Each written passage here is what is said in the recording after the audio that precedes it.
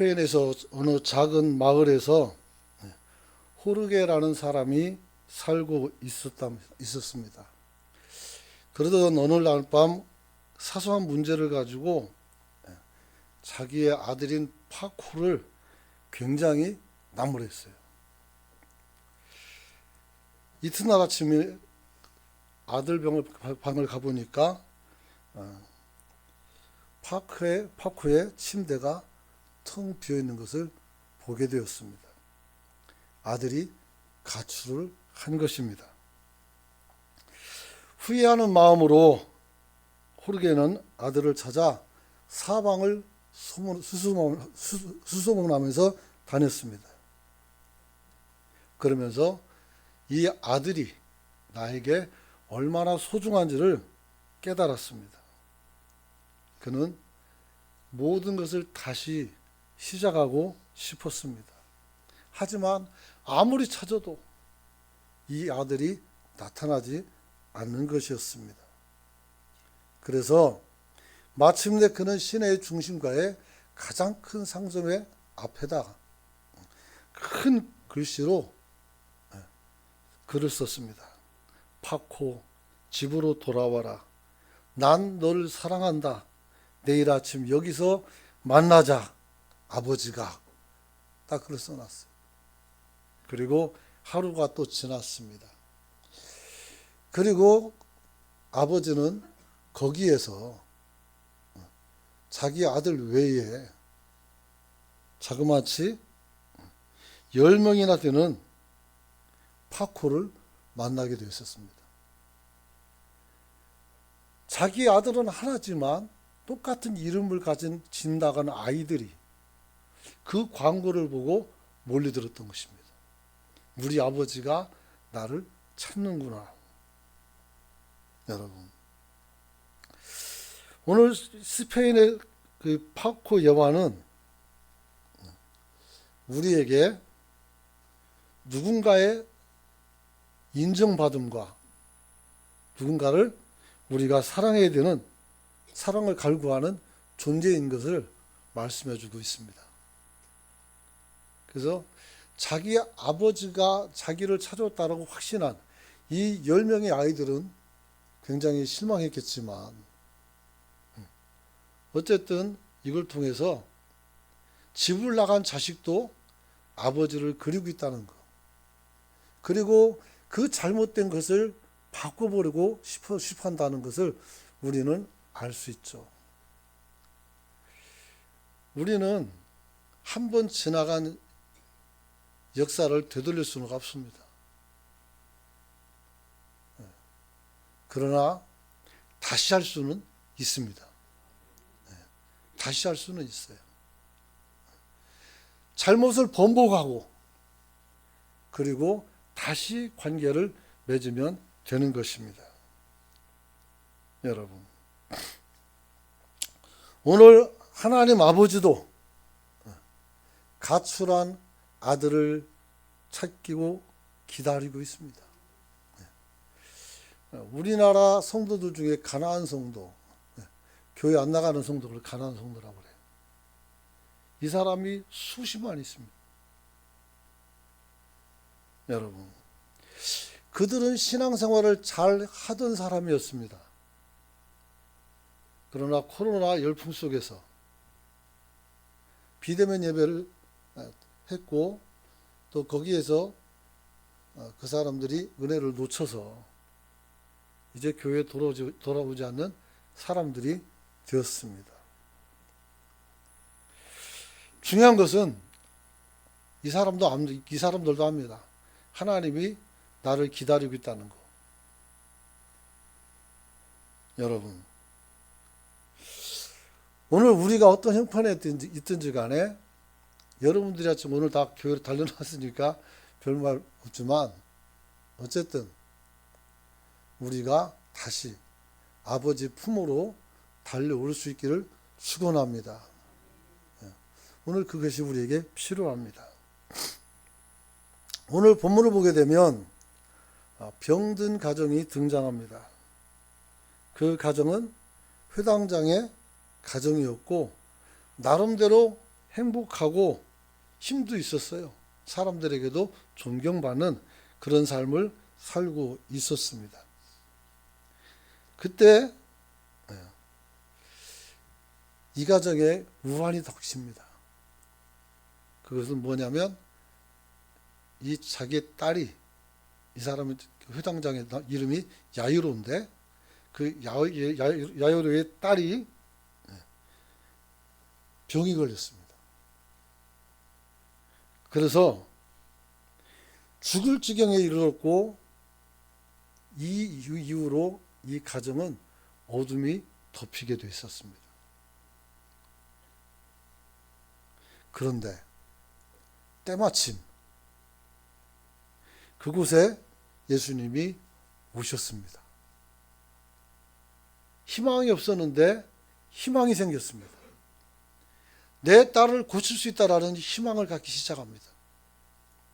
그리고 그는 딸의 병을 고쳐달라고 예수님을 찾아가서 부탁을 합니다. 여러분, 그리고 예수님께서는 기다렸다는 듯이 발걸음을 이 야이로 집으로 옮기기 시작합니다. 그런데 회당장은 주님께서 자신의 집으로 가 주시는 것으로만 알고 있었는데 중간에 사고가 있습니다. 사고가 나타났습니다. 그래서 주님이 시간 맞춰 가서 우리의 딸을 살려줄 줄 알았는데 갑자기 12년이나 혈류병으로 고생하던 여인을 거기서 만났습니다. 이 사람이 부정한 여자이기 때문에 사람들이 있는 곳이나 예수님의 옷을 만지거나 그래서는 안 돼요. 근데 너무 오래된 질병이 있어서 예수님을 만지면 살 것이라는 희망을 가지고 그 옷을 붙잡습니다. 그리고 거기서 시간이 지체가 됩니다. 이 12여자 얘기는 나중에 해야 되기 때문에 저도 미천으로 댕겨놓습니다. 그래서 중요한 것은 여기서 이제 시간을 지체해서 다시 발걸음을 잡을 때 회당장 야이로 집에서 사람이 옵니다. 와서 당신의 딸이 죽었다고 말합니다. 아, 답답하죠. 그는 하나님 앞에서 자기 딸이 고침받을 수 있다는 확신과 소망을 가지고 있었어요. 그런데 잠깐 시간을 지체한 그것 때문에 결국은 딸이 죽었어요. 어떻게 할까요? 쫓아가서 12년 동안 혈류병 걸렸던 그 여성을 두드려 팰까요? 그럴 수는 없죠. 그분도 굉장히 어두운 터널을 이제 막 벗어나는데 그러면 누굴 원망할 수 있을까요? 당연히 예수님이 원망되죠. 여러분, 그래서 딸이 죽었다는 이 이야기를 듣게 되자 이 야이로는 굉장히 낙심을 합니다. 낙심을. 주님께서 그것을 아셨죠. 그래가지고 36절에 보면 이렇게 말합니다. 한번 따라서 합시다. 두려워 말고 믿기만 하라. 36절에 나왔어요. 두려워 말고 믿기만 하라 했어요. 여러분, 오늘 주님께서 두려워 말고 믿기만 하라는 말씀은 비록 죽었다 할지라도 우리에게 비록 큰 어려움이 왔을지라도 우리가 믿고 있다면 하나님께서 또 다른 기회를 주실 줄 믿으시기 바랍니다. 그렇죠. 우리는 그것을 놓쳐서는 절대 안 돼요. 여러분. 그러면서 울고 있는 사람들에 대해서 주님께서 뭐라고 말합니까? 너희가 어찌하여서 슬피 우느냐? 아이가 죽은 것이 아니라 자고 있다, 이렇게 말씀합니다. 죽은 것이 아니라 잔다는 거예요. 오늘 여러분, 우리 여기 이곳에 우리 얼마 전에 아내를 보낸 남편이 계시죠. 여러분, 사람이 생명을 다하고 우리가 무덤을 만들고 땅에 묻어도 우리는 희망이 있습니다. 그게 뭡니까? 우리는 다시 주님 앞에 부활해서 만나게 된다는 희망이 있음을 믿으시기 바랍니다. 그 믿어야 돼요. 우리가 하나님을 기쁘게 하는 것, 그건 뭡니까? 우리가 믿음이 없이는 하나님을 기쁘게 할 수 없다고 했어요. 그걸 믿고 다시 만나 소망을 가지고 여러분이 살아갈 수 있길 소망합니다. 그렇죠. 하지만 사람들은 예수님의 이런 말씀을 비웃습니다. 아니, 죽었다니까요. 죽었는데 무슨 희망이 있어요?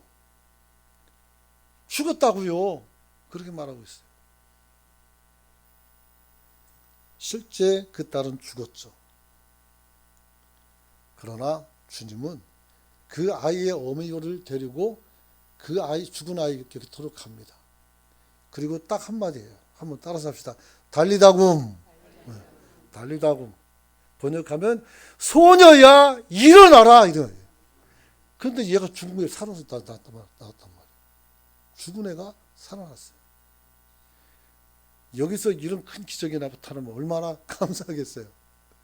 감당이 될 수 있을까, 그런 생각이 들어요. 여러분, 모든 것이 다 해결되어 버렸습니다. 오늘은 태신자 작성서를 내고 그 이름을 부르며 기도하는 발대식이 있는 날입니다. 사랑하는 성도 여러분, 죽어가는 딸을 살리기 위해서 야이로가 무슨 짓을 했습니까? 예수님이 있다는 사실을 듣고 쫓아가서 자기 딸을 어떻게 돼요? 의탁하는 거예요. 오늘 여러분이 태신자를 작정하시고 그 태신자를 놓고 우리가 주님 앞에 달려가서 매일같이 기도하고 또 그들을 살펴보는 역사가 있기를 원합니다.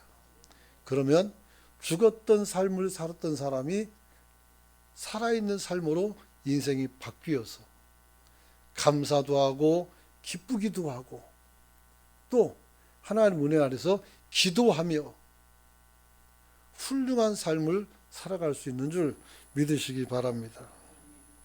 그러면 어떻게 하면 우리가 이런 역사들을 우리 삶 속에 나타낼 수가 있을까? 첫 번째는 우리는 겸손한 믿음으로 주님 발 앞에 엎드려야 합니다. 야이로는 당시 회당장으로서 사회적인 지위가 꽤 높은 사람이었습니다. 하지만 딸의 아픔을 가지고 예수님께 나갔을 때는 어떻게 돼요? 자기가 체면을 내려놓고 예수님 발 아래 엎드린 것입니다. 그 발 아래 엎드려서 강청하는 것이죠. 내 딸을 살려주십시오. 여러분, 오늘 우리가 그러한 삶을 살아갈 수 있기를 축원합니다. 그래서 5장 22절 보면 이렇게 나와요. 회당장 중에 하나인 야이로라 하는 이가 와서 예수를 보고 발 아래 엎드리어 간곡하게 구하여 이르되 내 딸이 죽게 되었사오니 오셔서 그 위에 손을 얹어서 구원을 받게, 그래서 살게 해달라고 요구를 하고 있습니다.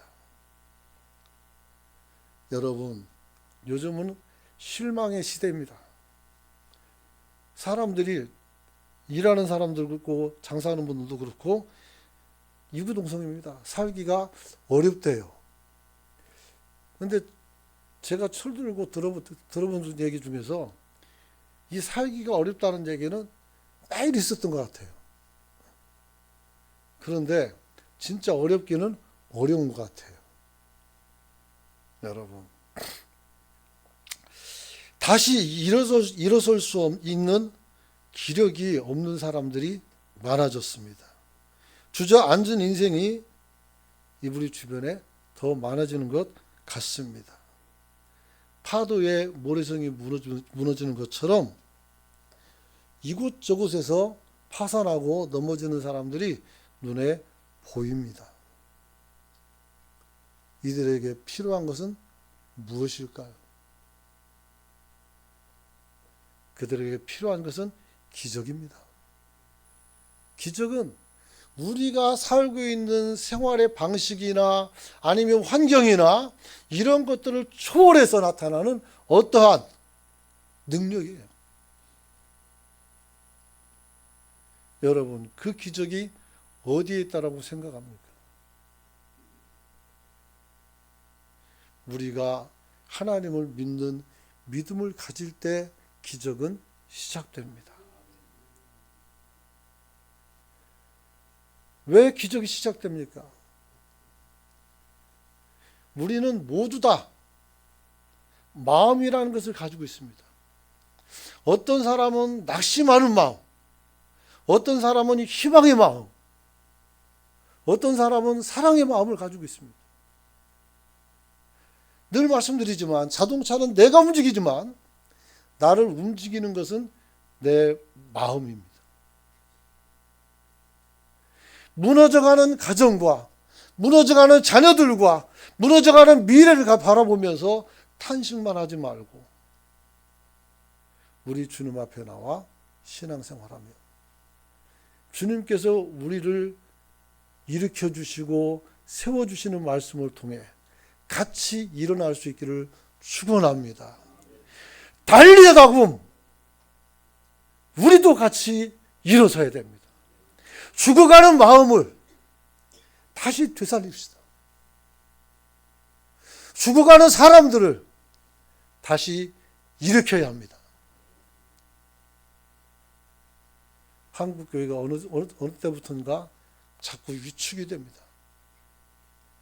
목사님들도 위축이 되고 성도들도 위축이 됩니다. 그럴 필요 없습니다. 우리가 희망입니다.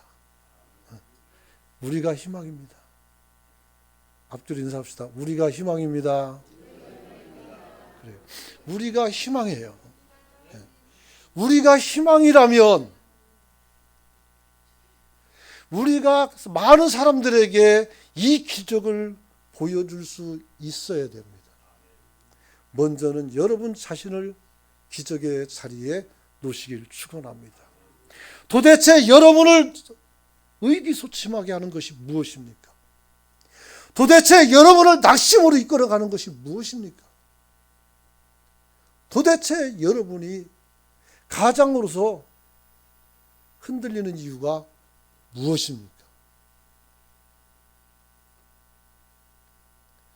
죽었던 딸을 향해서 달리자고 해서 일으키는 주님께서 여러분의 마음을 일으켜 주시길 소망합니다. 여러분이 일어나면 지금 여기는 기적의 장소입니다. 여러분이 누워있으면 죽음의 장소입니다. 일어나십시오. 깨어나야 됩니다. 여러분, 시편의 바코 이야기의 중요한 점은 뭐냐면 아버지가 광고판을 붙이지 않았다면 아무도 거기 모이지 않았을 거예요. 우리는 그리스도의 광고판을 두고 서 있는 사람이에요. 우리가 그렇게 살고 그렇게 보여주면 사람들은 어떻게 돼요? 아, 저기에 희망이 있구나 는 생각을 하게 되는 거죠. 나는 저와 여러분이 희망의 광고판이 되기를 축원합니다. 상호 이름은 잊어버렸는데 우리나라에서 유명한 광고 하는 분이 있어요. 근데 그 사람들이 기독교 광고를 하는데 여러분 서면 로타리가 보면 거기에 보면 전광판에 계속 그 광고가 떠요. 그래서 예수님에 대한 짧은 말이에요. 짧은 말 하나 한 구절이 떠 있어요. 그러다가 좀 지나면 또 나오고 전국에 나와요. 미국에도 나오고. 이 사람이 돈이 많아서 그런 게 아니에요. 그 광고 하나가 사람들에게 힘을 줘요. 차가 서 있을 때 북쪽으로 약간 좌측으로 우측으로 보면 거기서 전광판에서 계속 나옵니다. 어제도 나오고 오늘도 나오고 내일도 나올 거예요. 여러분 왜 이 얘기를 하냐면 우리가 그래야 되기 때문에 그래요. 우리는 전광판에 여기 길이 있다라고 이야기할 수 있어야 돼요. 도대체 이 야유의 딸을 어떻게 누가 고쳐줄 수 있을까요? 없어요. 오직 주님만 딱 한 분 그분이에요. 그래서 우리는 어떻게 그 주님을 믿고 우리 자신을 맡기는 것인 줄 믿으시기 바랍니다. 여러분 그래서 우리가 그들에게 하나님이 너를 기다리신다는 소식을 전해줄 수 있는 그런 사람이 되기를 축원합니다. 여러분 뭐 억지로 하라는 거 아닙니다. 그러나 제가 설교를 계속해요. 왜냐하면 그래야 여러분들이 몇 번 듣다 보면 동의가 되고 깨닫게 되고 그럼 움직일 거니까 계속 설교할 수밖에 없죠. 여러분 오늘 태신자 작정에는 사랑의 광고판을 들고 있는 여러분을 통해서 그들이 교회로 인도함 받는다는 것을 기억하시길 축원합니다. 회당장 야유로는 비록 딸이 죽을 병에 걸려서 큰 고난을 당하지만 고난이 그에게 유익이 됐어요. 여러분 시련은 우리를 어렵게도 하지만 우리를 겸손하게 만들어요. 시련은 그런 거예요. 또 우리로 하여금 어떻게 해야 돼? 나의 무능과 연약함을 알게 되고 내가 아닌 하나님을 의지할 수밖에 없는 상황으로 우리를 이끌고 가는 것입니다. 거기서 우리는 새로운 하나님을 만나고 나의 새로운 생활을 우리가 누릴 수가 있게 되는 것입니다. 여러분 야이로가 회당장이라는 체면을 버리고 주님 앞에 엎드린 이유는 딱 한 가지입니다. 내 딸이 죽게 됐으니 라는 절박함이에요. 절박함. 여러분 사람은 떠나갈 수 있어요. 하지만 우리가 어른이라며 남은 자를 잘 관리하고 세워줄 수 있기를 축원합니다. 그게 좀 중요한 거예요. 그리고 내 마음의 아픔을 어디다가 예수님께 내려놓고 기도하시길 원합니다. 하나님이 여러분을 만져주실 줄 믿습니다. 그렇죠. 여러분 우리는 영적 위기감을 가지고 나 자신의 문제와 또 내가 영적으로 죽게 된 사실을 모르는 많은 사람들을 향해서 우리가 소리를 쳐야 됩니다. 달리다 보면 소리를 쳐야 돼요. 소녀가 아니라 이제는 어떻게 우리 모두를 일으키는 우리가 될 수 있기를 축원합니다. 찬송가 371장 보면은 이런 찬양이 있습니다. 구주여 광풍이 불어 큰 물결 일어나 온 하늘 어둠에 쌓여 피할 곳을 모르니 우리가 죽게 된 것을 안 돌아봅니까? 깊은 바다에 빠지게 된 때 주무시려 합니까? 여기까지만 불러요. 여러분, 하나님이 우리가 빠져 죽는데 주무십니까? 아니죠. 우리가 주님을 깨우면 됩니다. 그렇죠. 우리가 죽게 되는데 왜 주무십니까? 주님께서 일어나서 바다와 물결을 잔잔하게 하셨어요. 여러분, 여러분의 마음이 파도치지 않고 잔잔한 호수처럼 여러분이 평안을 누릴 수 있기를 소망합니다. 야이로 딸의 고통을 야이로가 딸의 고통을 자신의 고통으로 여겼듯이 우리도 잃어버린 영혼들에 대해서 안타까운 마음을 회복할 수 있기를 축원합니다. 여러분, 중보자의 역할은 그것입니다. 딸은 예수님 앞에 올 수가 없어요. 아프니까. 그러니까 누가 가야 돼요? 우리가 가야 돼요. 우리가 가서 주님께 기도하는 거예요. 그리고 주님과 함께 거기로 가면 거기서 역사가 나타나는 줄 믿으시기 바랍니다. 여러분, 그러므로 우리가 태신자 작정은 내 힘으로 그들을 구원하는 것이 아니라 그 이름을 주님을 발 앞에 갖다 놓고 우리가 기도하는 것입니다. 그리고 그를 인도해내는 것입니다. 여러분, 우리의 간곡한 기도는 반드시 인내를 동반합니다. 간곡하다는 것은, 절박하다는 것은 어려운 상황을 내가 짊어지고 있다는 것을 얘기하는 겁니다. 간곡하지 않고 내가 급하지 않은 것은 어때? 평안하다는 얘기예요. 그런 거죠. 여러분, 하나님 앞에서 우리는 기다림, 주님이 오실 때까지 기다리는 거예요. 여러분, 주님이 오시면 찾아가서 기도하는 겁니다. 낙심이 오고 실패가 와도 또다시 달라붙어서 주님께 기도하는 거예요. 12년 동안이나 혈루병으로 고생했던 이 여인은 모든 위험을 무릅쓰고 거기서 죽을 수도 있거든요, 사실. 예수님의 옷자락을 붙들어서 살았어요. 우리도 그 옷자락 붙잡아야 돼요. 여러분, 그렇죠.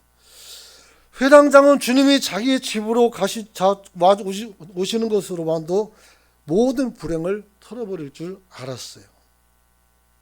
근데 좀 말씀드린 것처럼 12년간 혈루병 걸린 여자 때문에 시간을 허비했어요. 여러분, 하지만 한번 따라서 합시다. 한 영혼을 향한 절박한 사랑이 기적을 만듭니다. 여러분, 최악의 절망 속에서도 변함없이 우리는 예수 그리스도를 나의 주로 인정하고 믿어야 되는 줄 믿으시기 바랍니다. 딸이 죽었다는 사실은 사실이었습니다. 그것은 이제 모든 것이 끝났다는 것을 말합니다. 오늘 두려워 말고 믿기만 하라는 말씀은 인간의 가능성은 제로입니다. 이 제로의 시점에서 하나님의 기적과 역사가 나타난다는 것을 말씀하는 것입니다. 여러분 평생에서 주님을 만난 이후에 우리는 계속 성장하고 그리고 하나님을 알게 됩니다. 그리고 성경에 나와 있는 하나님의 뜻도 알게 됩니다. 그러므로 여러분의 영혼이 살고 여러분의 태신자가 살고 여러분의 가족이 살고 살아날 수 있는 것입니다.